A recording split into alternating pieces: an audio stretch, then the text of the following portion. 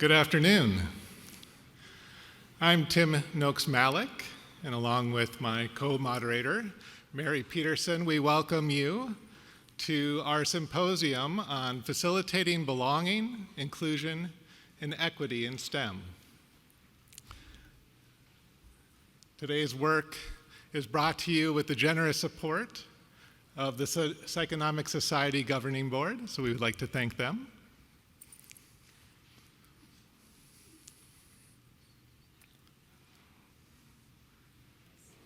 All right, next slide. Yep. Okay.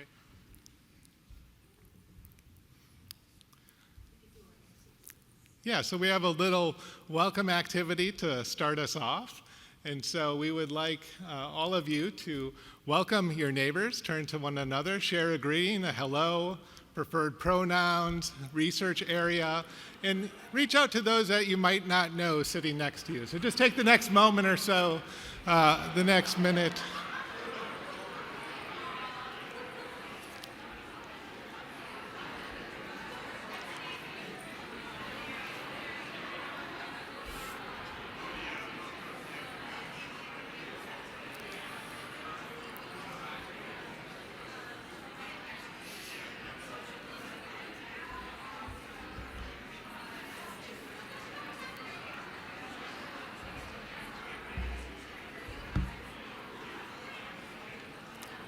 There we go.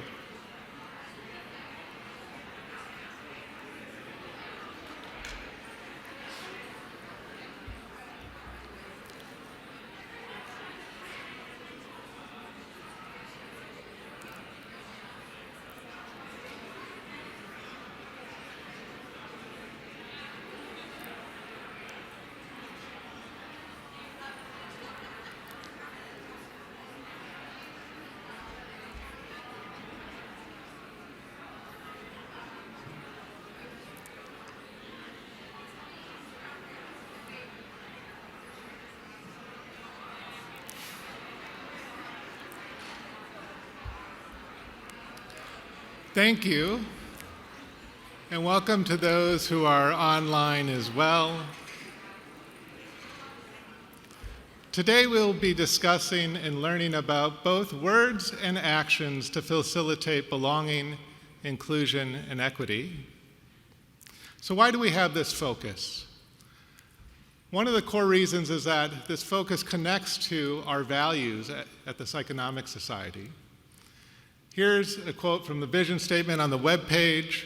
The Psychonomic Society values basic science, scientific integrity and rigor, diversity and inclusivity in membership, and global impact.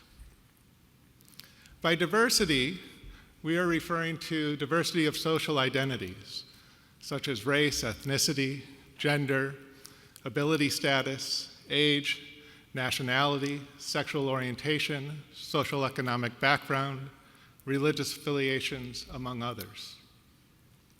And our view of diversity is not essentialist. That is, we don't think that the social identities have a fixed set of internal traits, but instead we take a cultural historical view that focuses on perspectives, practices, and values that can be informed by various social identities and their intersection. Not only does diversity, equity, inclusion connect to our values as individuals and as a society, but it also connects to other aspects of this mission statement about doing good science. Diversity affords good science. Diversity in social identities affords diversity in the kinds of questions that we ask, the kind of methods and approaches that we take. More diverse questions and methods can lead to innovation in science and creativity. That is, taking different approaches to long-standing difficult questions, asking new questions, and innovating in a space. Diversity can also contribute to successful collaborative problem solving.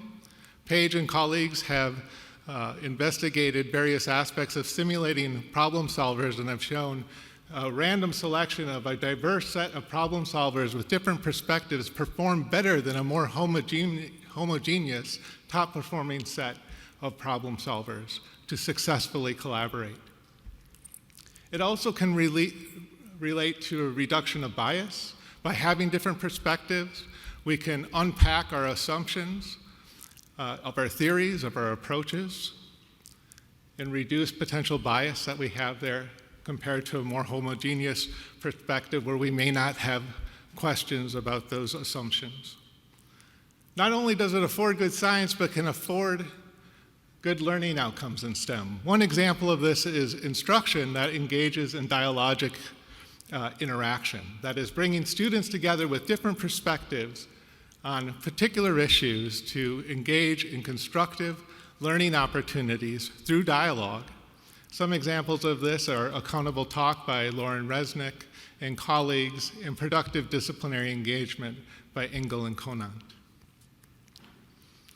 But we know historically and currently there are a number of barriers get in the way of facilitating diversity, equity, and inclusion in STEM. A recent government report gave this list of barriers: institutional policies in educational and workplace settings, the cost of education, accessibility to resources and the differential accessibility to different individuals, workplace and classroom climate, the perception of STEM programs who are perceived as being welcomed into STEM disciplines, stereotypes, cultural stereotypes, and stereotype threat that may act on individuals in particular disciplines, biases, whether they be implicit or explicit in educational and workplace settings, and science identities, who feels like they can be their authentic selves in a scientific context.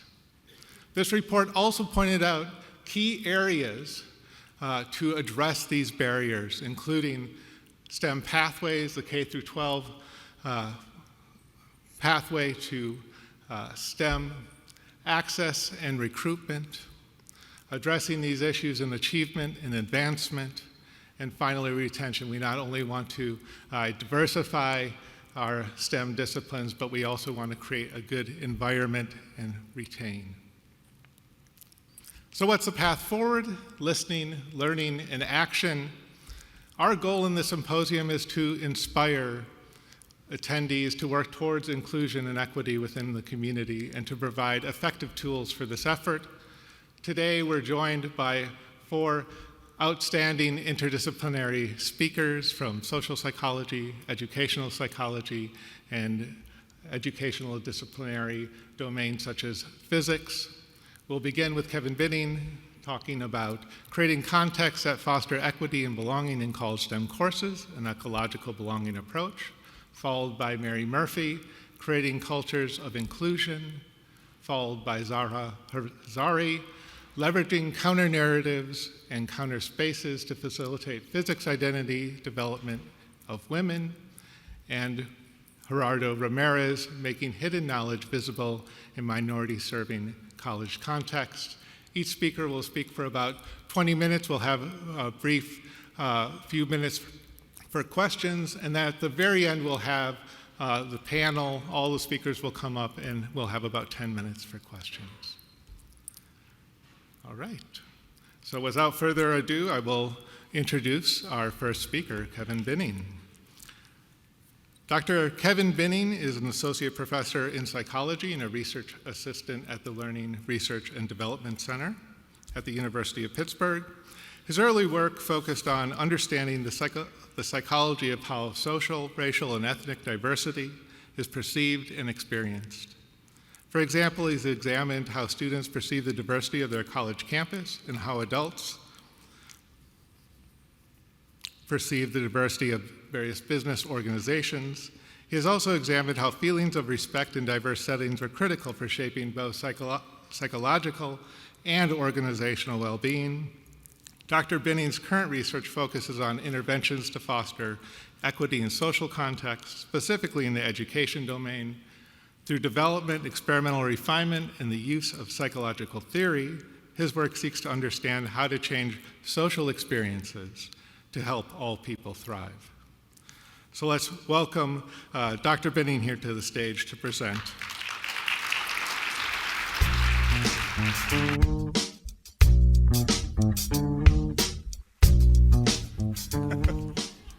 That's awesome. That's never happened before.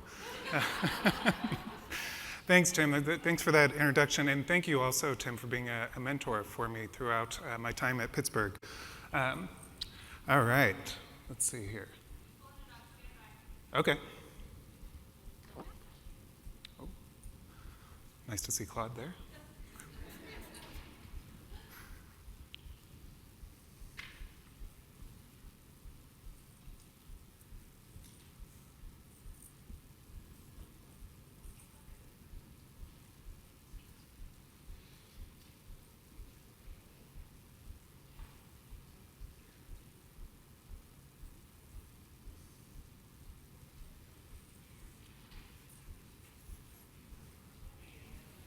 All right, thank you. So the title of my talk is Creating Contexts That Foster Equity and Belonging in College STEM Courses, an Ecological Belonging Approach. So let me just give you a little overview of today's presentation. I'm going to start off with a little background theory and evidence. I'll then discuss some results from classroom-based field experiments testing an ecological belonging intervention on course grades and a few other outcomes.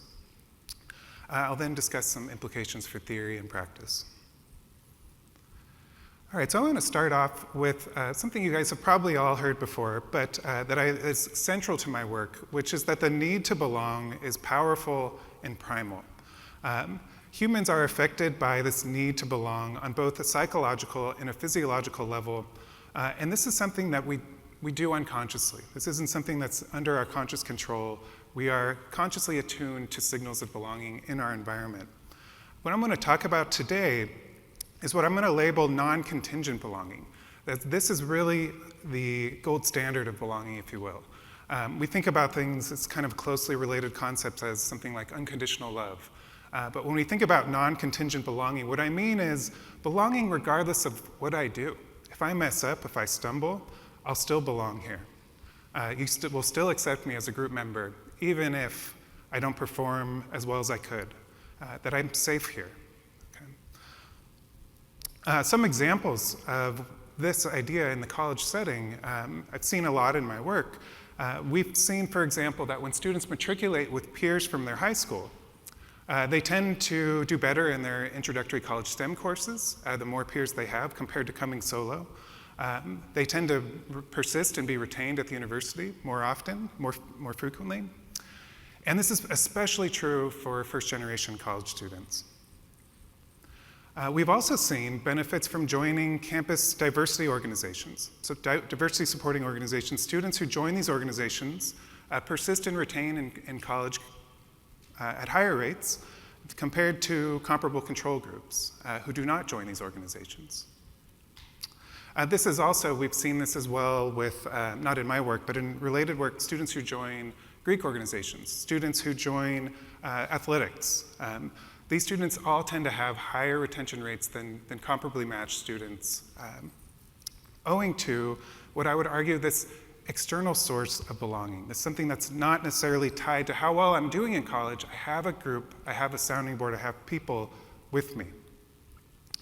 We've also seen participating in an online social belonging exercise has been associated with higher persistence and retention as well.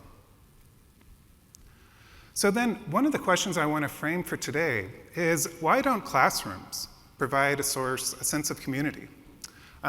They have a lot of features that may seem conducive to that. Regular, frequent meetings over many weeks around a common body of knowledge seems like it should be ripe. But instead what we see is actually often, not always, but often the opposite occurs. That courses, in particular courses, often large lecture STEM courses, tend to produce the opposite effect, creating disparities that weren't there before, magnifying disparities that didn't exist when students started the course. So why is this the case? What I think we can do is think about some of the active ingredients to try to understand what's going on in classrooms. Why aren't classrooms, we take a lot of them, we spend a lot of time in these, even one class, right, with this same group of people. working on difficult things? Well, what I want to argue today is that it's not the connections, not the social connections, not necessarily even just the feeling of warmth per se that matters, but rather the psychological changes that those connections create. And to be concrete here, what I think is going on here is that when we join communities, when we feel part of a community, they provide a sounding board and a stable base for us. We can go back, and realize, sort of check our reality with groups. I'm feeling a particular way. I've got people who are similar to me, who are supporting me. I can talk to them about it. They will be there for me. And related to my earlier point, that I can still belong. I will belong to these groups, even if I stumble, right? So this is, again, this idea of non-contingent belonging, that my belonging isn't tied to my performance. But in the classroom, this isn't the case, right? In the classroom, most of our courses, most of our college courses, at some point, and not everyone in the course, but a lot of students will come to this question and come to a point where they ask themselves, am I smart enough to be successful, right? That's a contingency, right? If I do well in here, maybe this is a coat I can wear. This is a course, this is a discipline maybe that I can belong in. If I don't do well, I can't. But not only is it about me and my own views, we also judge people, right? So this is where the social ecology comes in to my thinking here. We also say when we see people who are not performing well, maybe they're not smart enough to belong. Maybe they can't make it here, okay? Both of those pieces, I would argue, are critical. And to do an intervention, the intervention I want to present to you today, I would argue targets both of these sides. Because of legacies of segregation, racism, and sexism, these questions are not directed evenly at student groups. Okay? Particular groups that have been historically marginalized, excluded from higher education, they contend with these questions much more acutely than students who are, for example, continuing generation or majority members. And what this means is that when I face adversity, the contingencies are in my environment. And if I'm a member of one of these groups, the implications of adversity can be very detrimental to me engaging in trying to belong. Okay? That is maybe the reason I got that bad grade, or maybe the reason I was left out of the invite list, is because there's something about me that's essential and fixed. I'm Latino, that's not going to change. I'm first gen, that's not going to change. This is fixed, this is about me, and if that's why I'm not being included, I'm in trouble, because that's not going to change. Right? If I can't be successful because of this, that means I can't belong. So what we do in what I'd like to focus on today is a classroom-based intervention that you all can run in your classrooms. And I would love to support you if you do. I have scripts. We have a great team of researchers to support this. And what our goal is in conducting these interventions is to establish norms in the classroom that adversity in the course and in the transition to college is normal and surmountable. Okay? Why normal and surmountable? Well, think about the contingencies, right? If I'm performing poorly and that's normal, that's not about me then. That's about the situation that I'm in. Okay? And if I can improve, then that means I can belong. Okay, so what I want to do now is go through the nuts and bolts of this intervention. How do we do it? We do it in class.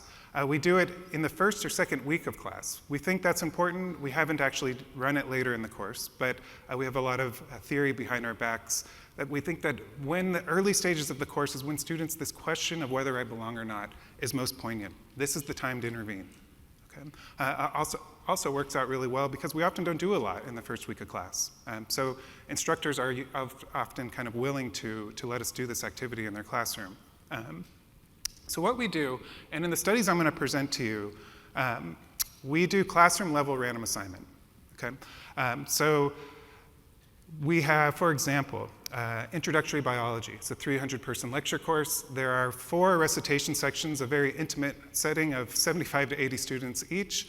At my grad program, we called these discussion sections. At Pitt, we call them recitation sections. You guys probably have something similar with your large lecture courses if you have them, which is essentially a small group that meets 1 hour a week and they work on difficult problems together. They review things, and they work often in an interactive setting. Okay, so in the kind of typical ecological belonging paradigm, we start off with students forming teams. Okay, so this intervention is the intervention we ran in biology and physics, the first two studies I'm going to show you here. So students first form teams, and then the instructor does something a little different. They say, you know what, we're not going to talk about biology today, or we're not going to talk about physics. We're going to talk about this course and the transition to college. Okay? And what I know that many of you are going through, or may go through in the future, is questions about whether you are smart enough to make it, or whether you really belong here. Okay? Picture yourself in the classroom hearing your instructor say this to you. We think this is incredibly powerful, that hearing an instructor, we set the norms in our classroom. We teach students the meaning of doing poorly in the class. What does it mean? Does it mean you can't belong, or does it mean you need to try harder? Does it mean you need to come to office hours, form a study group? Or does it mean do something else? Not everyone can be a biology person, right? We have a tremendous amount of power. I'm not going to harp on that a lot, but I just want to remind us that we do set the norms in our classrooms. So that takes a couple of minutes right at the beginning of the session. The session's about an hour long. They then engage in an independent reflective writing activity. Okay. What we do here is we ask them, what has it been like so far? What challenges have you faced? What challenges have you overcome, or might you overcome in the future? Okay. What has coming to Pitt been like for you? Take a few minutes to write about the challenges you've experienced in the transition to college and how these experiences have begun to change over time. That last part's important. We're asking them to think about their adversity on a trajectory. You're not stuck. This is going to change. What you are today is different than what you will be in the future. Okay. Also, there's this writing exercise serves another purpose that the students don't know yet, but they're going to be talking in small groups. Okay. And this is in class. We want them to form an intersubjective understanding of this intervention message. Okay. So we're going to have them talk in small groups, and this is a little bit of a warm-up, right? We don't want them getting in groups and being like, oh, I'm fine, nothing's bothering me, right? We get them to write, and they do, right? This is, my colleague Omid Fatoui calls this, when he saw this, it was like water on parched earth. Like these students they had this on their chest, they wanted to get it off. They had no problem writing, half a page within this 10-minute period. Students then listen to stories from older students that discuss adversity and overcoming challenges. Okay. These stories are carefully crafted. We're following in the footsteps of folks like David Yeager, Greg Walton, Mary Murphy, who've used this methodology of, wow, it's really, really impactful if you hear the narrative, if you hear the intervention message from an older student who's walked in your shoes, who's been there before. It can really resonate and set us up a scaffolding for our own experience in the future. Okay? So here's what one of these look like. I know this is a little long. I'm just going to read the first part here. I didn't go to a very good high school, and I worried that my high school courses had not prepared me well for college. Honestly, when I got here, I thought professors were scary. Notice these are psychological struggles. Okay? This isn't the, I had trouble finding housing, and I got a flat tire on the way to school. Like those would be serious problems, right? But we're framing them in terms of the psychological reality, psychological uncertainty and experience that students are going through. Okay?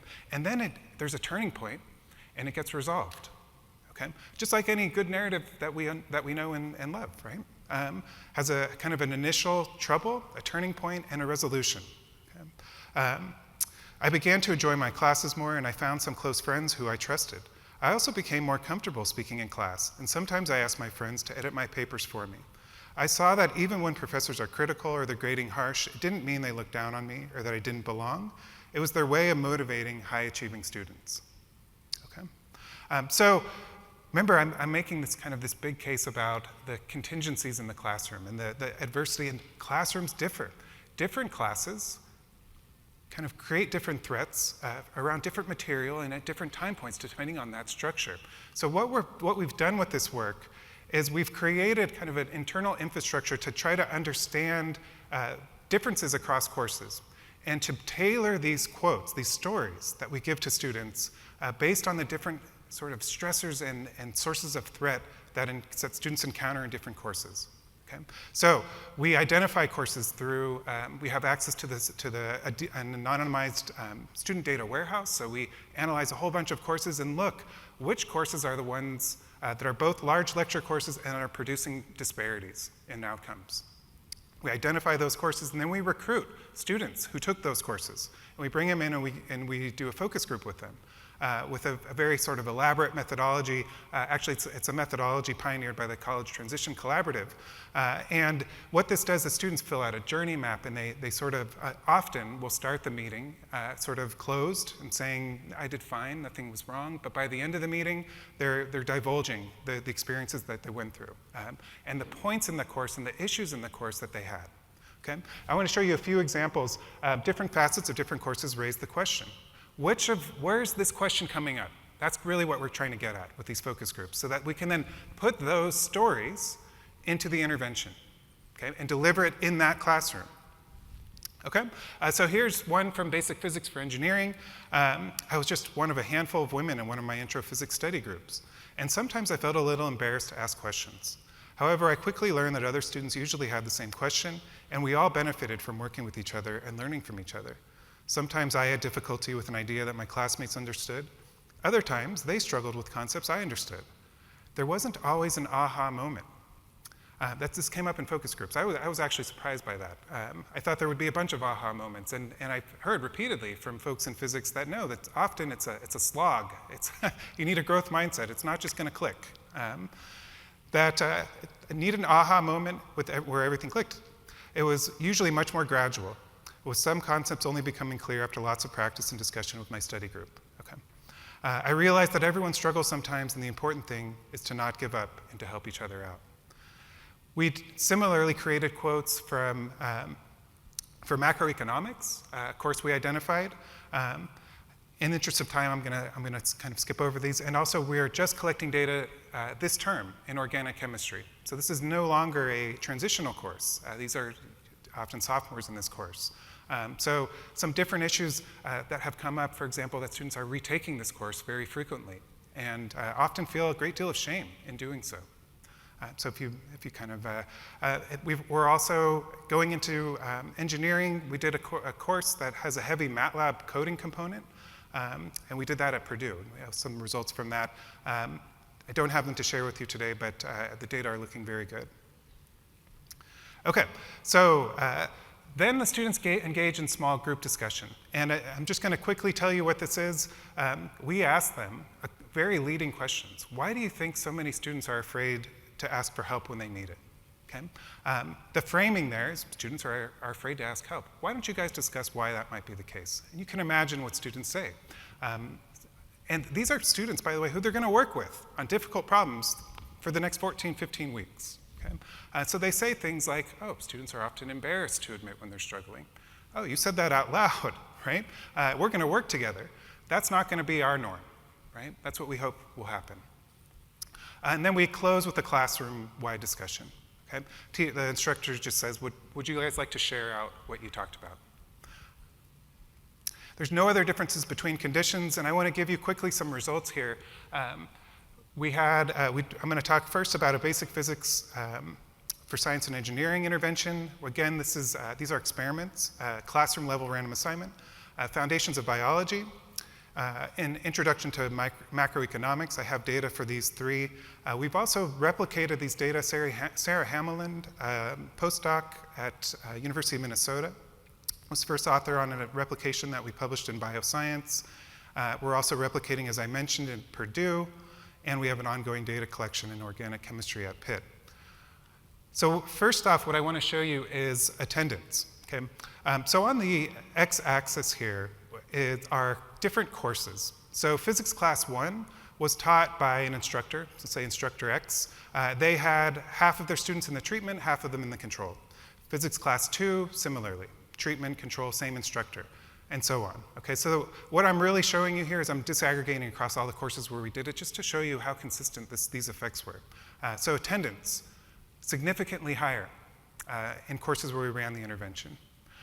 This is a main effect. This did not differ based on demographic background, like some of the data I'm about to show you. And an uncannily similar result for one-year college persistence. We just looked at the data set and said, were they here a year later? Did they have a GPA a year later? That's how we calculated that. And again, significant boost from the treatment. Okay. Again, no interaction based on demographic categories. Now I want to show you course grades. Okay. So the x-axis here, it's broken down by men and women. In physics, we were targeting the gender gap because of this. In the control group, there was a significant and consistent over time historical disparity between men and women in their physics course grade. Women did not show this disparity across all courses in the engineering context. This particular course was really problematic. Okay? So this is the course we targeted with those stories that I was reading you. And we eliminated the disparity in the courses that ran the intervention, the sections that ran the intervention. There was a similar race gap. This interaction didn't actually reach statistical significance thresholds, but I'm including it to show you the pattern, very similar. In biology, there was a race gap between white and non-white students. That included Asian and Asian American students, interestingly. I'm happy to answer questions about that if you have any. In the interest of time, I'll just show you this replicated historical data in the control group. There was a significant grade gap that was eliminated by the intervention. And interestingly, there was no gender gap in biology, and the intervention didn't do anything as a function of gender. So you see a little bit of a boost, a little bit of a main effect, but if there was no there, if there was no disparity, perhaps that's why there was no effect as a function of gender. And finally, macroeconomics is the last data slide I'll share with you. These are very preliminary data. These are not peer-reviewed yet. We just finished this in the spring. Again, we replicated historical data in the control group, and again, we eliminated that in the treatment. Macroeconomics had a few other really interesting findings I just want to briefly mention to you. In macroeconomics, the classrooms that received the intervention, students also reported, we did surveys at the end of the year, studying together more, studying alone less, and working with their racial outgroup more often. So we're going to follow up on some of these findings, but these are a little bit teaser results here, but we do think it's changing social behavior as well. So in a nutshell, it's normal to have doubts and to experience adversity in this course. More normal than people often admit. And it's not about you or your background. It's supposed to be hard. In fact, if it's not hard, you're not doing it right. And it gets better with time if you stick with it and work together. So what we think is happening, just a little bit of theory here, we don't have great data from this particular study. We have some other studies we've ran where we've seen patterns like this. This contingency is what we think is happening in the control group. I'm experiencing an adversity and I'm interpreting that as in light of my belonging. This adversity means I don't belong. And we think that in the intervention condition, we may be untethering this link, weakening it, perhaps eliminating it. So that when I experience adversity, it's no longer viewed in light of whether as an indictment of my belonging. It's viewed as normal and as something I can get over, I can improve on. So in summary, college classrooms, I would argue, are an untapped potential source of community. And an ecological belonging intervention shows promise as a means of reducing these disparities by boosting engagement, performance, and persistence. And the results suggest that one road to fostering equity is in promoting the norm in our classrooms, that adversity in our courses is normal and surmountable. Thank you very much. I have if you'd like to be involved with this work, if you'd like to send me your email, if you fill out a short survey, we're looking for collaborators. We have some external funds, and part of what we're on the hook for is to scale this work. So please don't hesitate to reach out. Let me throw that QR code up one more time if you'd like. No pressure, of course, but this is an IRB approved study. But we'd really appreciate it. And this is our illustrious collaborators here. We call ourselves the You Belong Collaborative. Yeah, I won't read everyone's name here. I believe Chris Shun's a frequent member of the society. But most of these folks are social psychology, education, and engineering. Yes. All right. Thank you very much.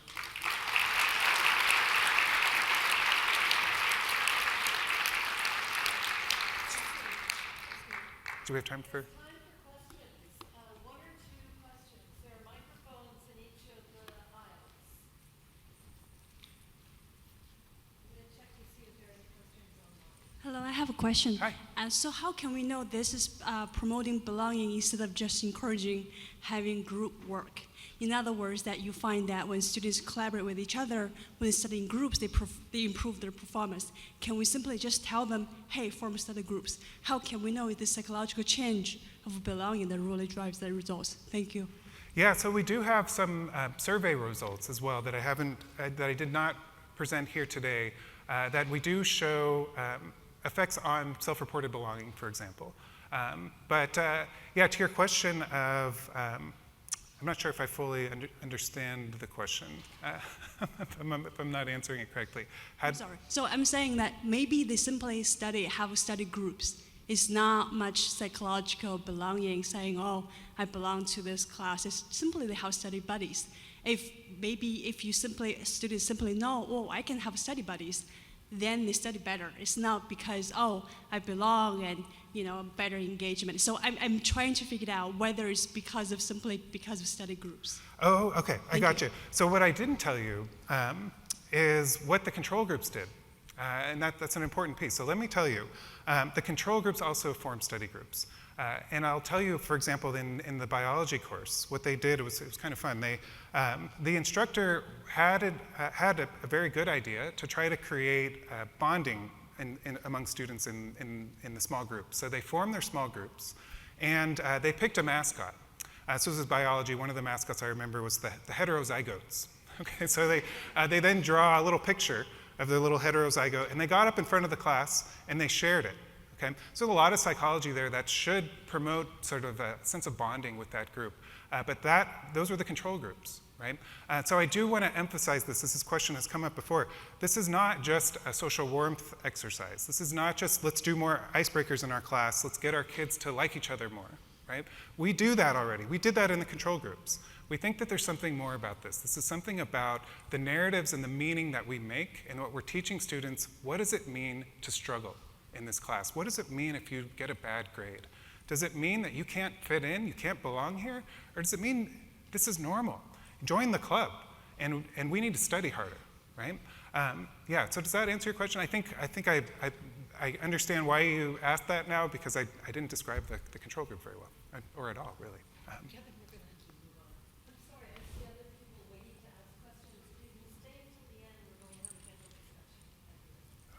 Okay.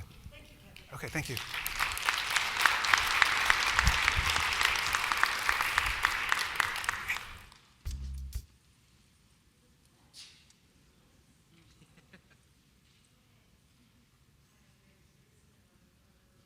Of the symposium. It's my pleasure to introduce Dr. Mary Murphy, who is the Herman B. Wells Endowed Professor of Psychological and Brain Sciences at Indiana University. She is the founder of the Equity Accelerator there, which is a research, practice, and policy organization focused on creating more equitable learning and working environments through social and behavioral science. In the realm of education, her research illuminates the situational cues, like faculty and institutional mindset, that influence students' academic motivation and achievement, with an emphasis on understanding when those processes are similar and different for structurally advantaged and disadvantaged students.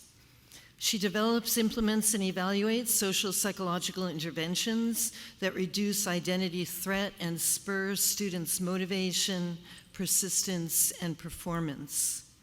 In the realm of organizations and tech, her research examines barriers and solutions for building gender and racial diversity and inclusion in STEM fields. Welcome, Mary.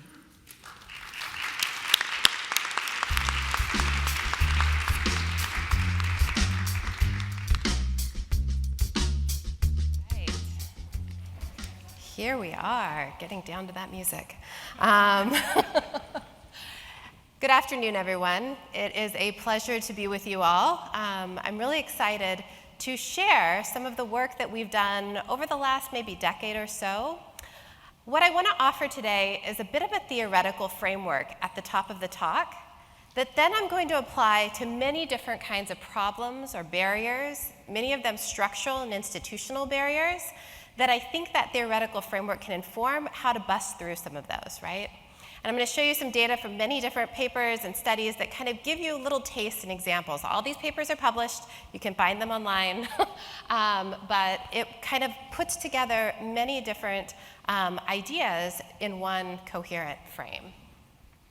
So I'm going to start with my former advisor, Claude Steele, who was kind of the founder of the idea of stereotype threat.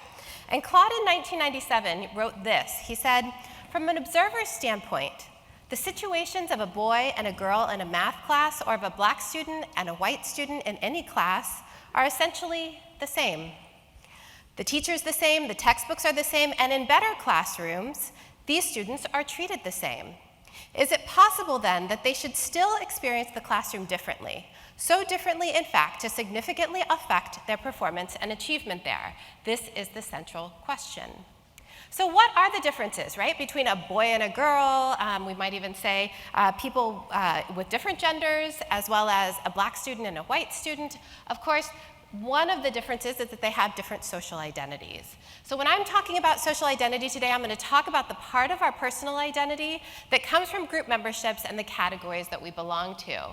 And we know from the previous talk there's many different types of identities, and in fact we have many, right? We are a multitude, each person, with regards to our own social identities. And what we know from classic social identity theory is that different parts of our identities are made salient given different situations. So for example, if I'm in a church setting, maybe for a wedding or funeral or for some religious service, I'm thinking about myself in terms of my religious affiliation or lack thereof, whether I know the right things to do at the right time in that setting, whereas that identity might not be made salient to me all the time in every situation, right? If I'm in a classroom, my student or my teacher identity is the thing that is salient to me. I'm acting in terms of that role identity in that context. So our group has been really studying a couple of research questions, and I'm going to show you how we sort of do that across many different kinds of domains. But the main research questions we focus on is, given this difference in salience of identity and its contextual nature, how do people actually come to know the value of their identity in this psychology classroom, or this biology classroom, or over here in this chemistry classroom, or there in the dorm? And in particular, how do situational cues in those local environments actually influence our experiences of threat, motivation, and performance? So to answer this question, my colleagues and I started putting forward this idea called the cues hypothesis. We argue that people look and are vigilant, and we've done a lot of attentional studies using eye tracking and other kinds of vigilance methods, that people are vigilant to the structure and the cues in the local environment. And from that, they take on meaning making. They understand the value and the meaning of their identity, whether it has any meaning at all in particular contexts. So there's many different cues, right? I oftentimes give a couple of examples here, but for time, I'm just going to focus on one that's related to this study I'm going to show you, one of the studies I'm going to show you.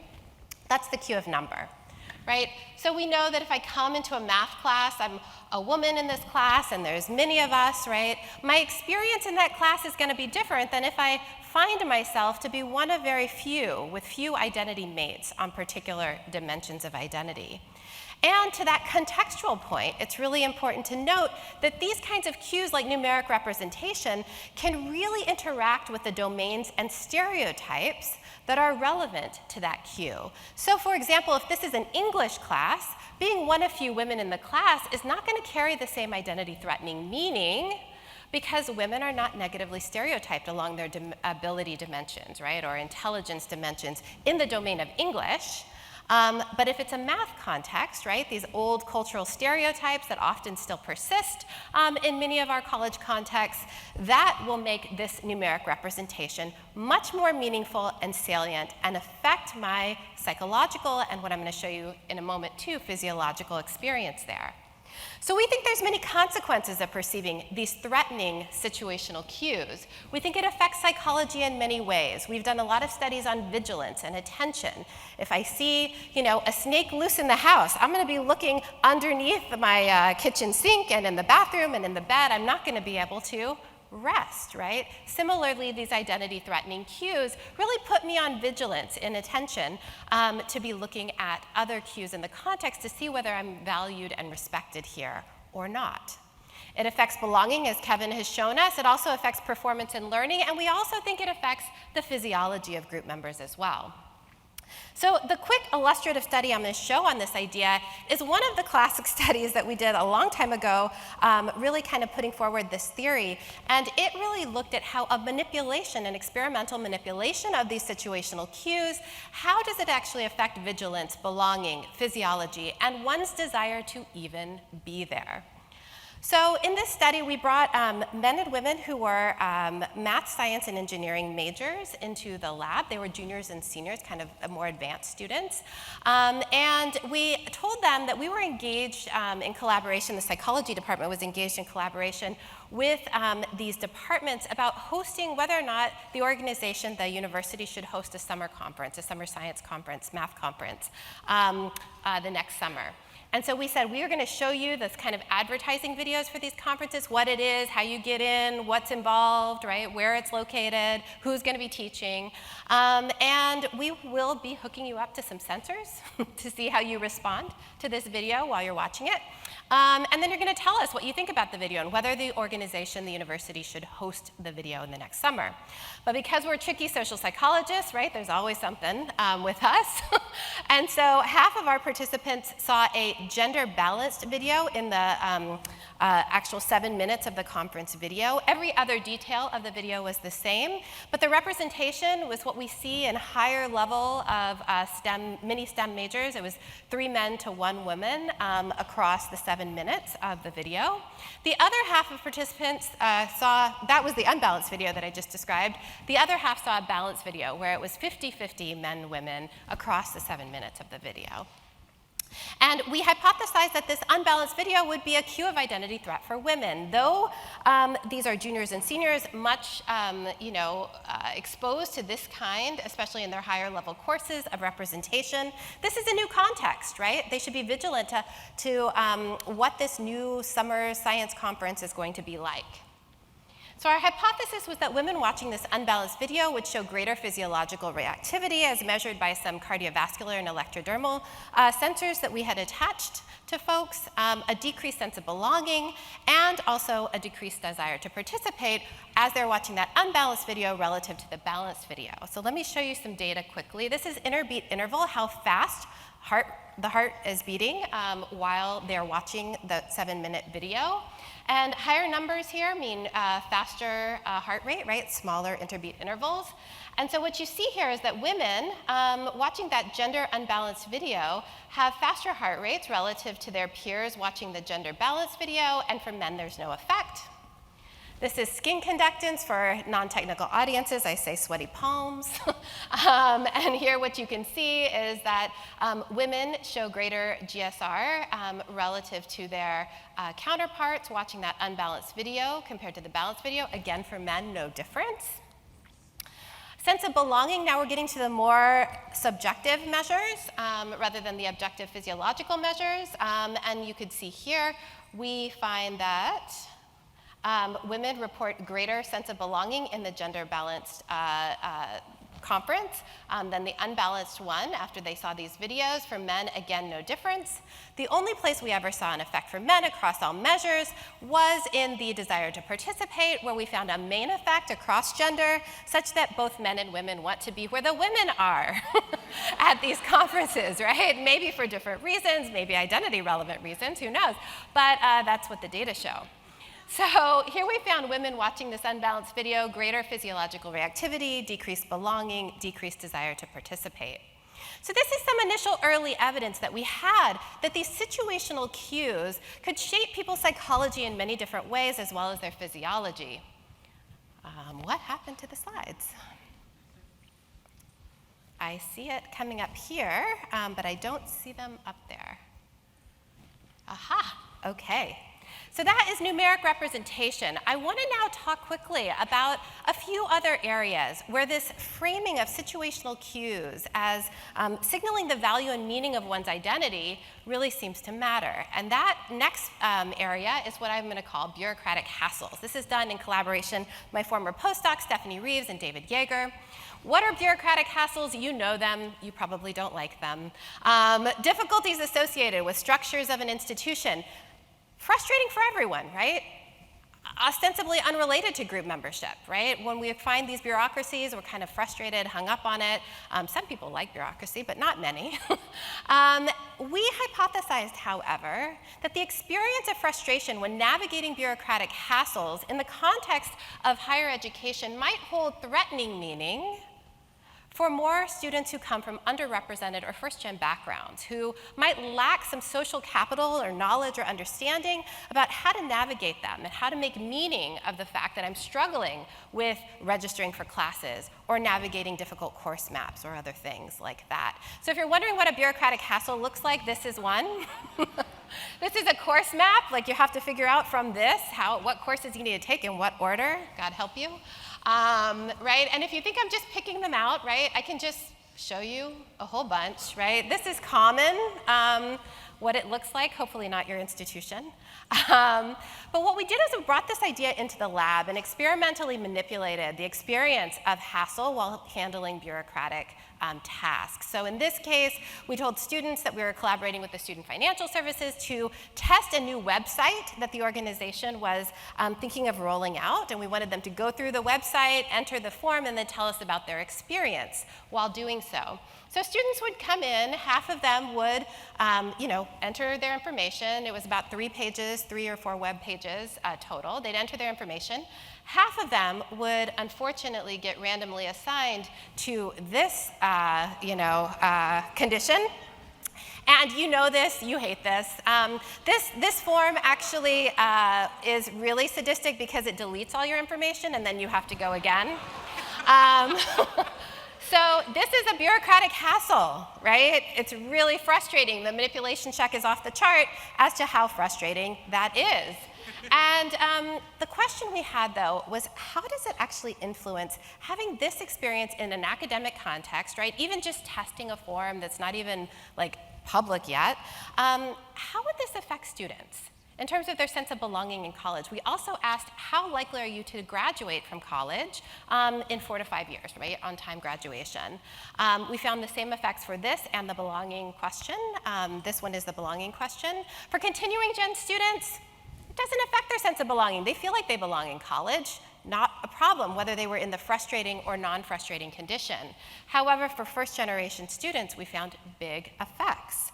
Not only here, but on the likelihood they thought they would graduate, right? If I can't even get this stupid form right, like, what likelihood am I to be able to finish college and feel like I belong here? In the second study, a follow-up, we actually used the course mapping thing where students had to tell us, and we used different kinds of STEM majors, kind of randomly assigned to students. Didn't matter what the major was. It was simple versus complicated. Course maps, and they have to tell us what courses to take in what order. And this study was only first gen because that's where we found the effects in the first study. So in the second study, we replicate the effect on belonging as well as the likelihood of graduating according to the students.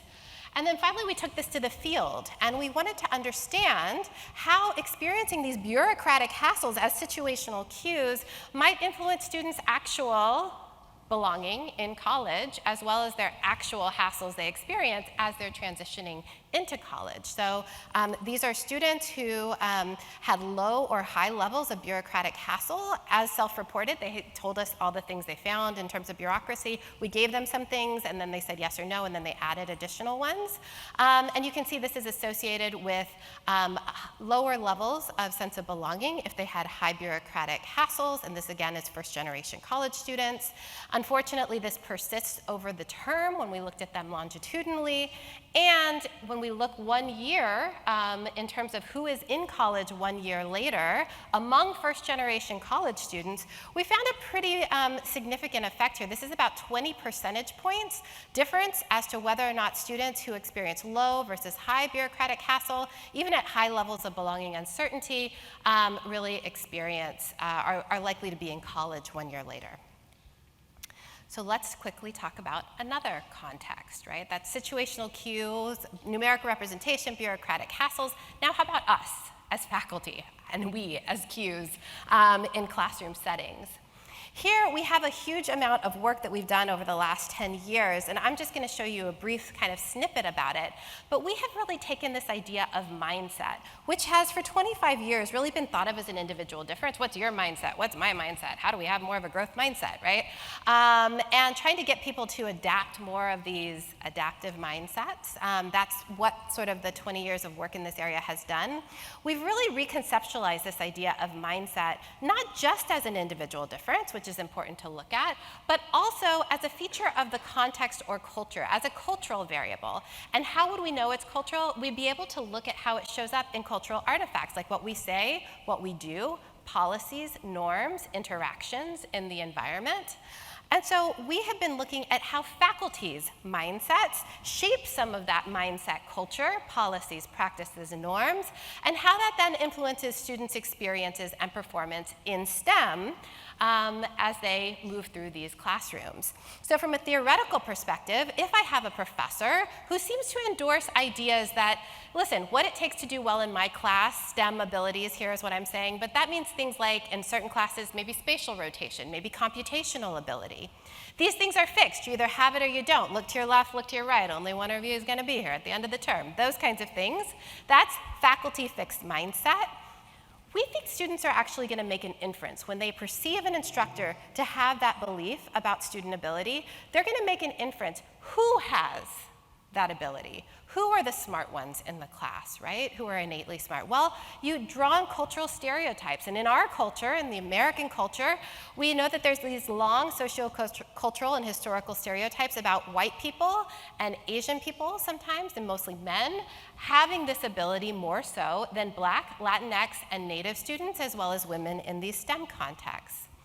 So what we think is that when students perceive your professor to endorse these fixed mindset ideas, it might pose a little bit of a stereotype threat concern that this professor is going to expect these students to do well, but not these others.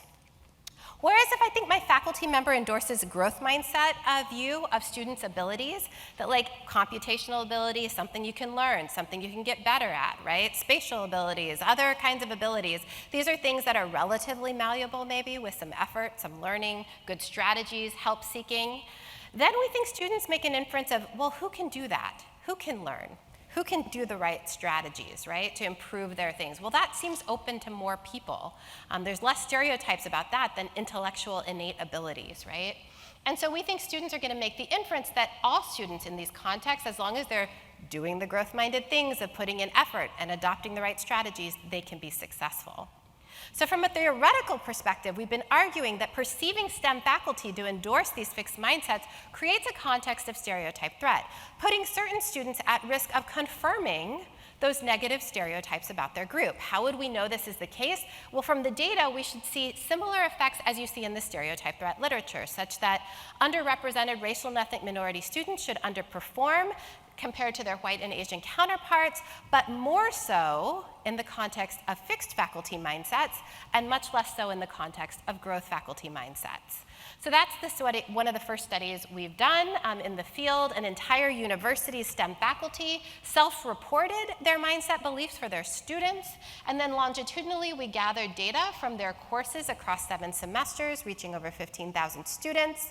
And similar to the personal mindset literature, we did see a main effect. such that students now in these courses where faculty self-reported their mindset beliefs, they do better at the end of the term with faculty who endorse more growth mindseted beliefs for students relative to faculty who do not.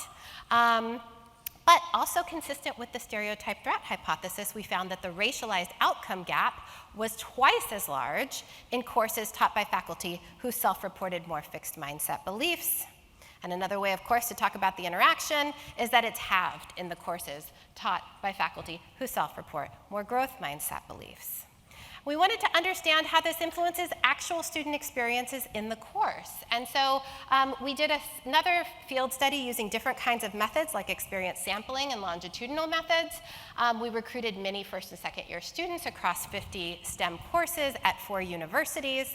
And we measured students' now perception of faculty's mindset beliefs, like the professor, very Dweckian item, the professor in this class seems to believe some students have a certain amount of intelligence, can't do much to change it. We then had an app that pushed to them immediately after their courses. We had their course schedules, and they were asked for very short, brief surveys about their psychological experience in those classes. Experience sampling is good because you don't have the retrospective bias. We only counted data if it was responded to within 15 minutes of the end of the course. And then we ended up with mini surveys and a 3-level multi-level model with surveys within students, within course, within university. So I'm going to show you just the process model outcomes, but if you're interested in any of the particular outcomes that we measured, we also analyzed things individually if you're just interested in belonging or if you're just interested in, say, efficacy. We found that perceiving your STEM professor to endorse more fixed mindset beliefs was predicting greater psychological vulnerability in that particular professor's class, consisting of lower belonging, more evaluative concerns, more feeling like you're an imposter in the classroom, as well as negative affect. And this matters for many reasons, right? I don't have to actually tell psychologists here why psychological stuff matters, but a lot of people just care about these downstream outcomes: lower course engagement, self-reported effort, attendance, and dropout intentions. STEM interest, not just in this particular Bio 101 class or Chem 101 or Physics 101, but actually in the professor's STEM discipline more broadly. So it's going to reduce the likelihood of taking pathway courses that continue on in a particular discipline. And then replicating the previous study, we found again lower course performance in that STEM professor's class when you perceive your instructor to endorse more fixed mindset beliefs.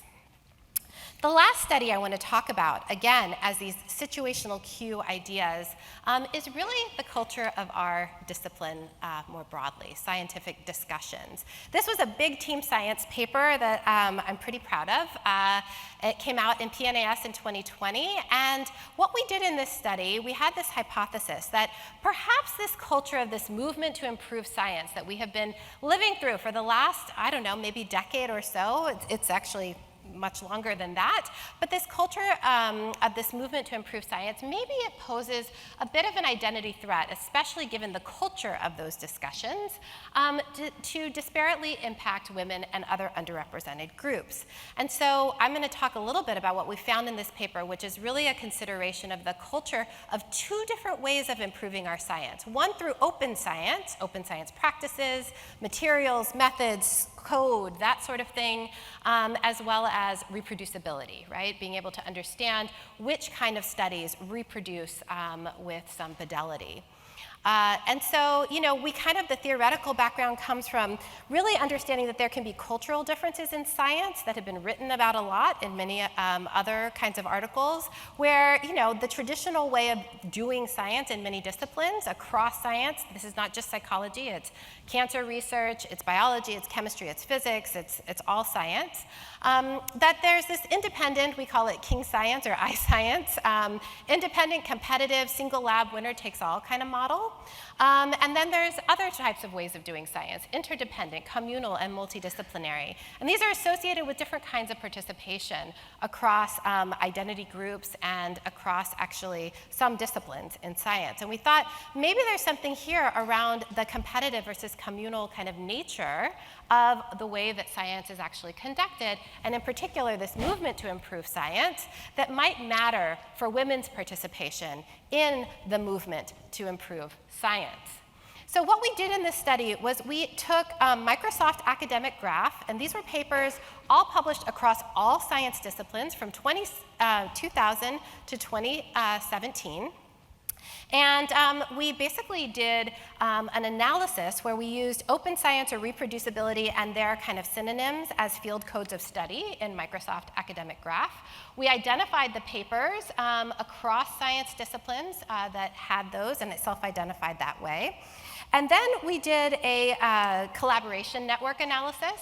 And here you're going to see that we ended up with 1775 papers in open science and 3,371 papers in reproducibility. There were over 19,000 authors across all science disciplines. We analyzed this in the paper by discipline if you are interested in that, but we found kind of the same effects replicate across the different disciplines. But what was really interesting to us was that these networks seemed to be very different. Which was kind of a surprise to us in some ways. Only 18 papers and 174 authors were shared across these different papers in these literatures. So that seemed to suggest to us that perhaps there's two emerging networks, two different kinds of ways in this movement to improve science that seem to be developing relatively independently of each other in terms of collaboration networks, which we also analyzed. We also looked at things like the edges within this, connected components analysis, and average component size, and you're going to see some of that in a moment. We also then took the abstracts of these papers that existed within the open science and reproducibility networks, and we used a text analysis dictionary that had been previously published in PNAS to identify communal and prosocial words. And what we found was that open science abstracts do include more communal and prosocial constructs in the science themselves, in the abstracts themselves, than do reproducibility. And then to this issue of gender, how this communal nature and differences of the science itself might actually influence women's participation. Not many differences in single author papers. Women just publish less in this movement as single authors than men do. But among multi-authored papers, women were significantly more likely to hold high status author positions. And remember, across all science, that's first or last authorship. In the open science literature than in reproducibility. When it comes to team size, it also seems to matter in the open science and reproducibility as a situational cue, right?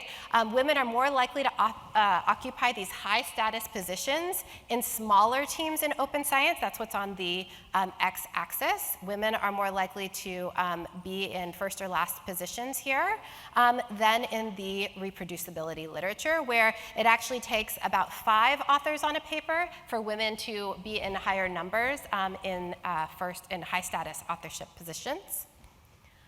We also found another way of looking at it was that women's participation in high status authorship positions was consistently high regardless of team size, but really team size mattered a lot for women's participation in these high status authorship positions in the reproducibility network literature. And then across time, that's what's on the x-axis on this graph, you'll see that women's participation in high status authorship positions is growing over time in the open science literature across these years and is decreasing over time significantly in the reproducibility literature. So to take this together, right, these seem to be different cultures that have different levels of participation by women scientists. Open science uses more prosocial, communal, and interdependent language, has more women in these high authorship positions in smaller teams, and increasing over time. So I just want to end here with this idea, this framework, that stereotypes and situational cues can really shape people's experiences and performance in social, academic, and professional settings. And I just gave you some examples from many different kinds of contexts here. And then we really need to be looking at the structure and the cues in these local environments that are going to signal to people the value and the meaning of their identity in these contexts. So I want to end with these 3 questions, right? What if we created environments that minimize threats to belonging and potential? What if we reduced these interpersonal and these institutional signs that you don't belong or that you can't cut it? What would our inequalities look like then? How much human potential could be unleashed? We are dedicated to answering these. I know many of you in the room are as well in your own work. And if you have any questions, you can reach me here. Thank you so much.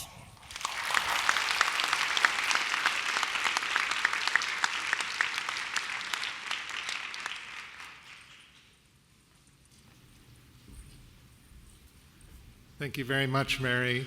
We'll have time at the end for some questions. I'd like to introduce our next speaker. Dr. Hazari is a professor in the Department of Teaching and Learning and the STEM Transformation Institute, as well as an affiliate faculty member in the Department of Physics at Florida International University. Her research focuses on reforming physics learning environments to improve critical educational outcomes for minoritized groups in physics, especially women. In particular, her work centers on physics identity development and the development of agency, the empowerment to take intentional actions in physics. This research has provided critical insight for interrogating and shifting the culture of physics in ways that engage the assets and interests of marginalized groups. We are very happy that she can join us today to tell us about her work on leveraging counter-narratives and counter-spaces to facilitate the physics identity development of women. So let's welcome Dr. Hazari. Hello, everyone. Hopefully you can hear me. My name is Zhara Hazari, and thank you for the invitation to speak to this economic society. My perspective is going to be a little bit different. Hopefully you can all hear me. Can somebody confirm that you can hear me?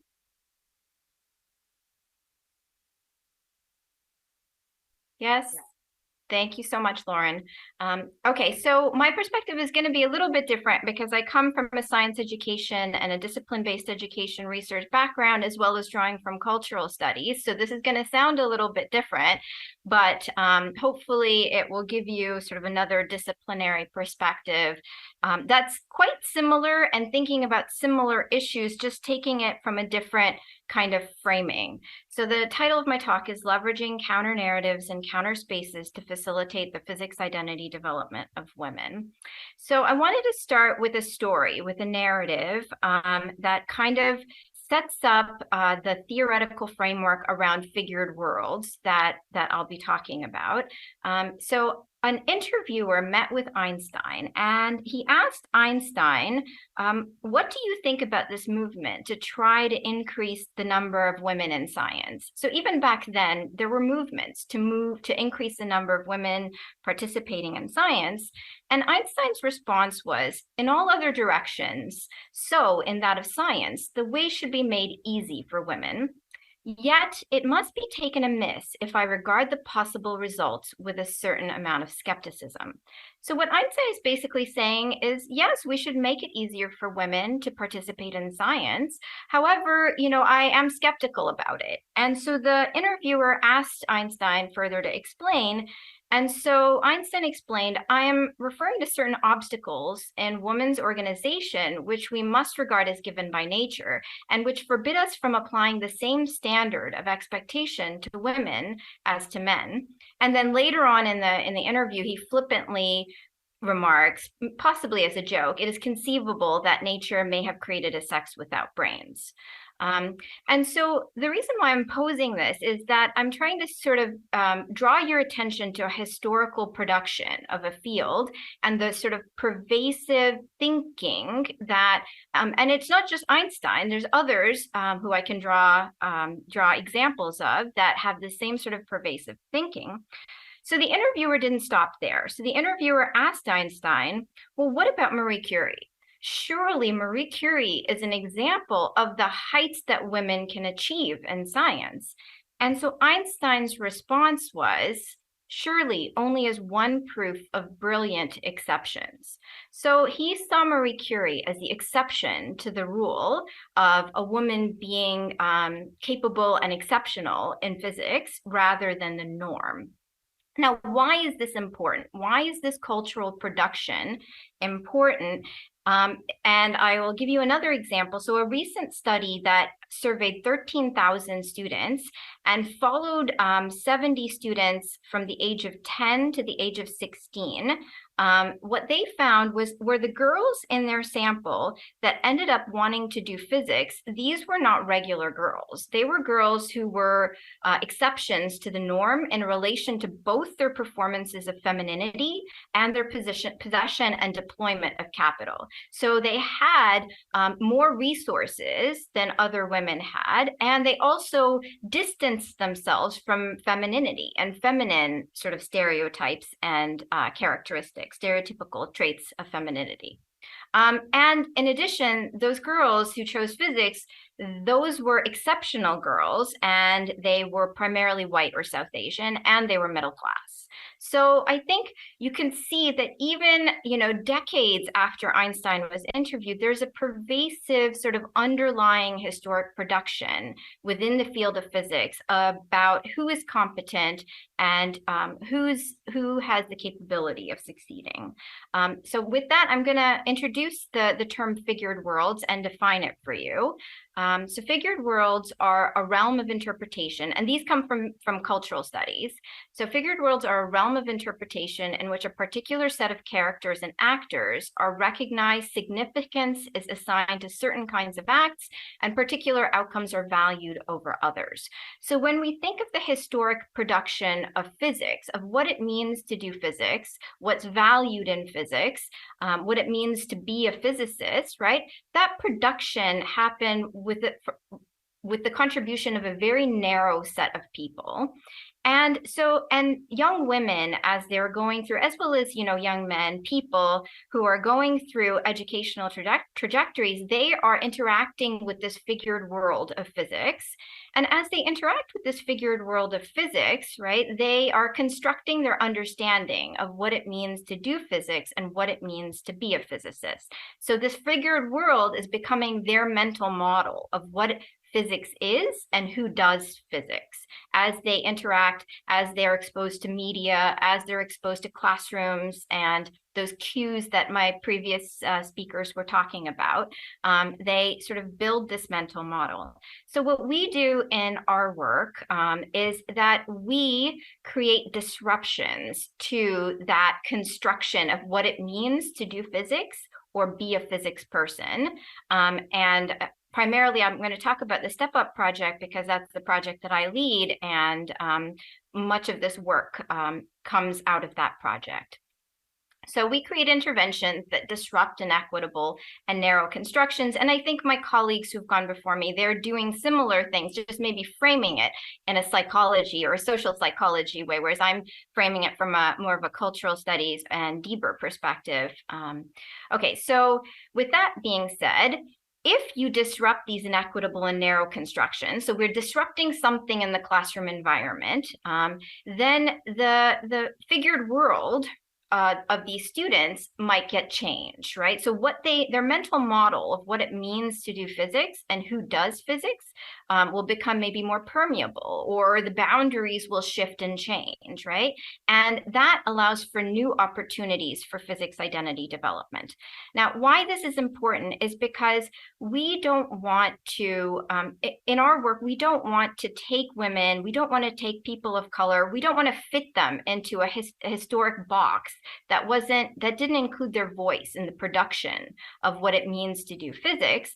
Instead, we want to change physics, and we want to change the culture of physics so that it can be defined with more diverse voices, right? So hence our focus is on disruptions, but then we detect whether our disruptions have worked by looking at physics identity development. So let me give you an example if that was very abstract. Okay, so in physics, there are many studies that cite that students see physics as individualistic and not communal, right? So they don't see this as an enterprise that is going to help other people, that allows you to work with other people. It's about innate ability and independent genius, those kinds of attributes. And a young woman interacting with a figured world that's sending her these cultural messages, she might think, well, I want to make a difference to others. I guess I'm not really a physics person. So then what we might do is we might create a disruption. So we create a communal classroom environment where everybody is in it together, right? Where everyone is helping each other. Everyone is, contributing to that sense of belonging that my colleagues talked about earlier.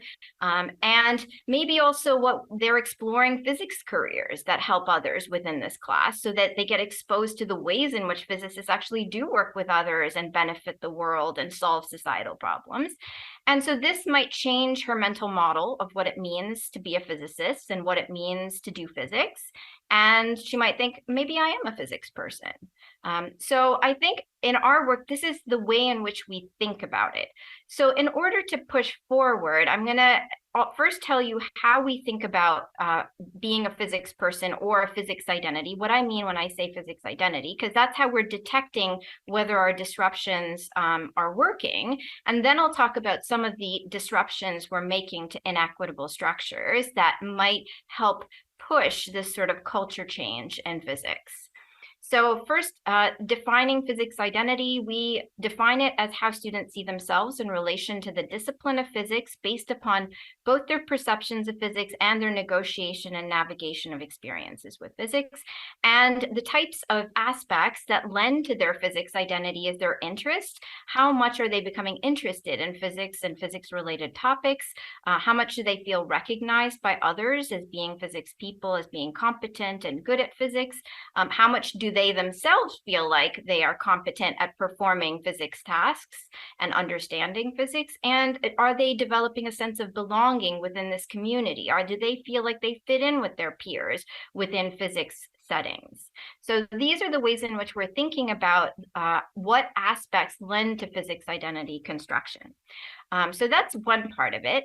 But another thing is, I said this at the very beginning, we focus on women. And one of the reasons I focus on women across the board is because in a lot of our work, we find across multiple racial and ethnic groups, a similar sort of difference or gap between women and men. And so this is a particular study where we looked at how college students identified themselves as biology people, as chemistry people, and as physics people. So this first column is biology. The second column is chemistry, and the third column is physics. And what you'll notice is for white non-Hispanic students, Black non-Hispanic students, and Hispanic students, again, this was a general population of college students from 27 randomly selected colleges and universities across the US. It was a stratified random sample.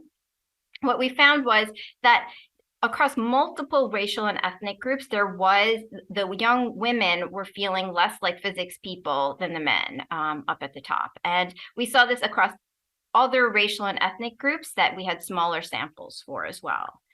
So this sort of motivates us, right? That like there's a problem, right? In terms of like young women seeing themselves as physics people, and it is cross-cutting. There are intersectional issues for sure, but I think there are issues across the board for women within the field of physics. Okay, so now the second part, right? So this is how we think about physics identity and how we're sort of detecting whether our disruptions are working. What are the kinds of disruptions that we are implementing? So one of the set of disruptions that we created draws on this idea of counter-narratives. So counter-narratives, which comes from critical race theory, provide a means for disrupting dominant and often marginalizing cultural narratives, both implicitly and explicitly. So a counter narrative basically is resisting those dominant narratives that people are internalizing, the ones that I talked about earlier, that are part of the figured world of physics that comes from a historic production of physics. So things like doing physics is communal is a counter narrative, because that's not how the normative view of physics goes. Physicists help solve problems in the world. Physicists work in many different fields. Physicists come from diverse backgrounds. Physics is a culturally driven field. Physics is learned with hard work, so that growth mindset part. rather than innate ability part. Physics is not pure. It has been defined by a narrow group of people. And because of that, physics has unconscious biases, which advantage certain perspectives. So all of these are counter narratives that push back against that normative narrative about what physics is, the objectivity of physics, etc. So we leveraged these counter narratives and we created some interventions. So we created an intervention called the Careers in Physics lesson. And in this lesson, students are posed with counter narratives in different ways. It's an active learning lesson, but the counter narratives that are embedded are that physicists are communal, physics connects with what people value, physics provides a wide skill set. The Women in Physics lesson, which poses counter narratives about physics identities being cultural and biased. It talks about physics as being defined by people, primarily one group, not this sort of objective field. And the Everyday Actions Guide, which basically recognizes a wide skill set, recognizes learning physics as a communal enterprise, like the previous speaker was talking about, and that physics knowledge is grown with work. So I think these are the types of counter narratives we're embedding into our interventions. And so we did 2 studies to test these interventions. The first study was 10 teachers across 8 states. They were a broad range of contexts, in urban, rural, suburban, urban, and rural contexts, diverse classrooms. 46% of the students in these high school physics classes were female, 41% identified as a minoritized race or ethnicity. And then but that particular study, that wasn't a random sampling of teachers. That was teachers who we had worked with before. So in study 2, we randomly sampled 13 teachers in 3 different regions, again, broad context, and we randomly assigned them to a control and treatment group. And the treatment groups gave our interventions and the control group did not. The control group was giving another lesson that had the normative narratives. It was active learning. They were all active learning, but the control group gave a normative, a lesson that had normative narratives about who does physics, like normative examples like Einstein and Newton, etc. And our sample in that case was 1,500, and 51% was female in the treatment, 45% in the control, 71% was minoritized racial ethnic group in the treatment, and 76% in the control. So we had a high percentage of MRE students. And this is just a little snippet of our results. Because of time, I can't spend too much time on this. On the left-hand side, this is the results for female students. So this is the gains in students' future physics intentions, which was a scale built from 4 items, which included things like, I plan to pursue a physics major in college. A physics-related career is something that I am interested in, things like that. There was 4 items that the scale was constructed, and I won't go into the reliability and validity of that scale and the measurement and variance of that scale. But what I will tell you is that the green is the study 1 treatment group, the purple is the study 2 treatment group, and the gray is the control group. And so we saw a significant gain in future physics intentions for female students in both study 1 treatment, study 2 treatment, as compared to the control. And for minoritized racial ethnic groups, particularly in study 2 treatment group, we saw a significant effect in terms of the treatment group who got our interventions compared to the control group that got the normative lesson. But remember, these were designed to look at issues related to women, not necessarily related to minoritized racial ethnic groups. Okay, the other kind of intervention that we are thinking about is counterspaces. So counterspaces are academic and social safe spaces that allow minoritized students to reflect on their experiences in ways that help grow their sense of belonging and nurture their multiple identities within their discipline. Again, this comes from critical race theory research. And counterspaces mitigate isolation. People in counterspaces can share experiences of microaggression, which helps them sort of share those things they're facing and build resistance towards them. They also have shared identities, and their identities are not in contradiction. So being a woman and being a physics person is not in contradiction when you're in a women in physics group and everybody is a woman and a physics person. And then counter narratives and counter storytelling emerge. So within these settings, they push back against those normative narratives with newer ways of thinking about doing physics. And there's a growth and sense of belonging in these spaces.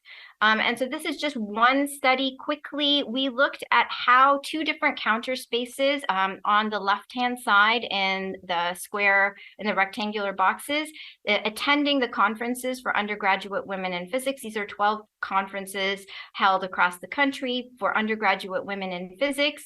And then the other counter space was being active in women in physics groups in their on their campuses within their departments.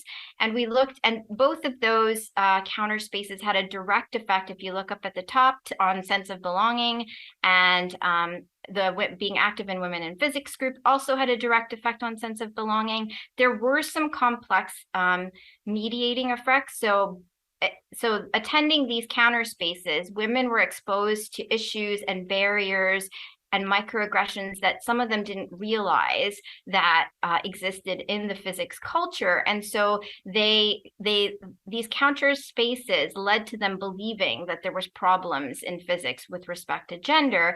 And that belief could sometimes have a negative effect on sense of belonging. But if within that space, their physics interest was reinforced, then it did not have a negative effect. It still had a positive effect on sense of belonging. So, I mean, it's complex because we're working with complex systems, and we're thinking about how we can adapt and use some of these framings to create disruptive interventions to the culture of physics. And here's an example of another study in which this is a qualitative study that they looked at women of color who had experience within these counter spaces to see the effect on them. And one student said the impact on me was huge because all of a sudden we could ask questions. If there are more women out there, if I say something wrong, it's okay. It's really okay. So this idea that like, amongst women, you don't feel the fear of being judged for the questions that you ask. You feel more comfortable at putting yourself out there.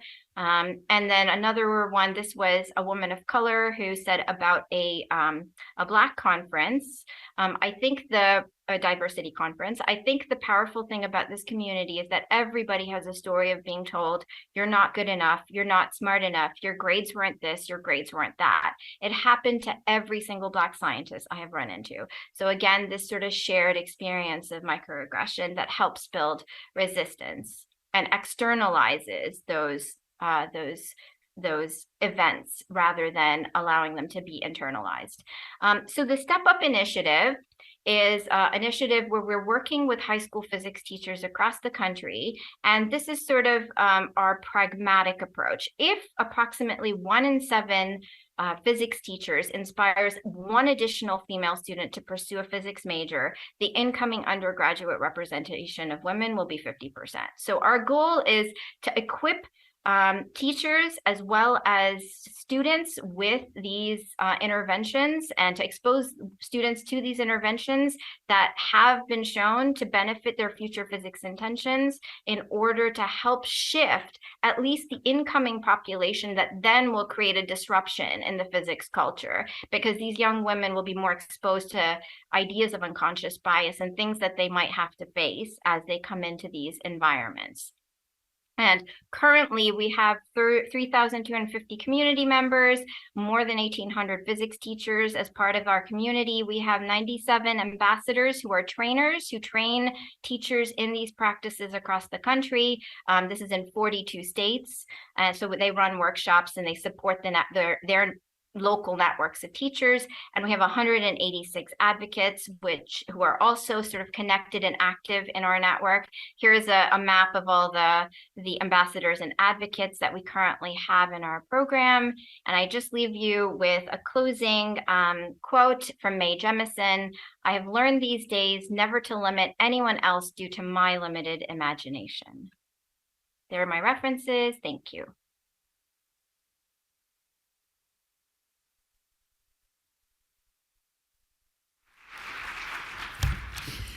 Zhara, I'm going to clap close to the mic in case you didn't hear the audience. Thank you very much.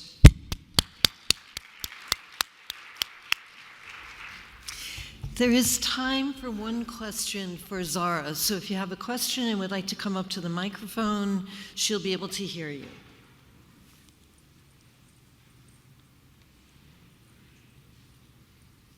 Okay. Zhara, I think we'll take more questions at the end in the general question period. So right now, I'm going to go on to introducing Gerardo. Thank you again for your talk, Zhara.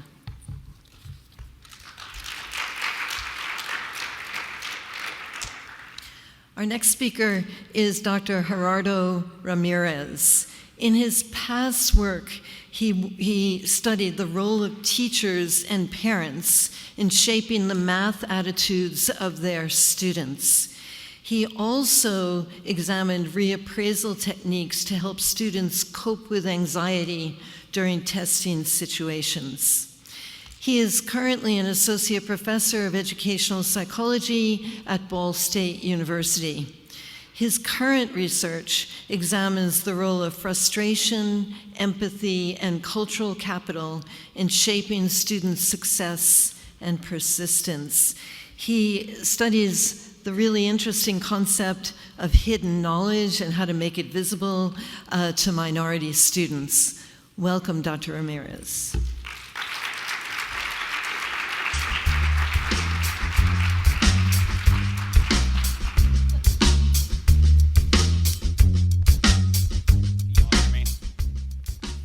Can you all hear me? Oh, there you go. I was wondering if I was going to get that funky music, so I feel very honored that I did. I studied at a cognitive lab for graduate school, so I see this as a very unique opportunity to help other cognitive psychologists to see at least one model of how we might use what we know about cognitive psychology to inform issues of equity. So with that, let me get started. Let me actually tell you about a story that happened to me my first year as an assistant professor.